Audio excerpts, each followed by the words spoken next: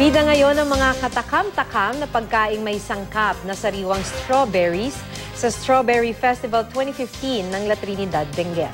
Idinaan naman sa mga painting at larawan ng ilang local artists ang pagpapakita ng buhay Cordillera. Makibalita tayo kay Joy Segui ng GMA Dagupan.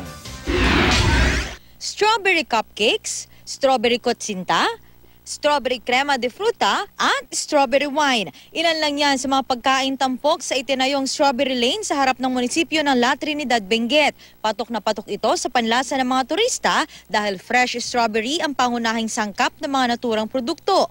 Po, mabinta. Bakit po?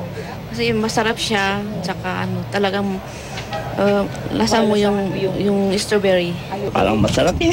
Sarap ba yan? Bahagi ang food exhibit ng Strawberry Festival 2015 ng La Trinidad. Dapat din daw abangan sa susunod na linggo ang paghahain ng 6,000 slices of strawberry cakes. Sa pamamagitan naman ng paintings at mga litratong ito, nais ipakita ng mga local artists ng La Trinidad ang makulay na pamumuhay ng mga Cordilleran. Gawa ng mga batang Cordilleran at mga person with disabilities ang karamihan sa mga painting na nakadisplay rin sa harapan ng munisipyo.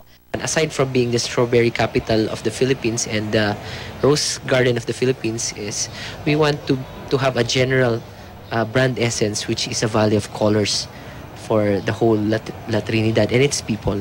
Tatakbo ang Strawberry Festival hanggang sa katapusan ng Marso. Joy Segui, Nagbabalita, Pilipinas.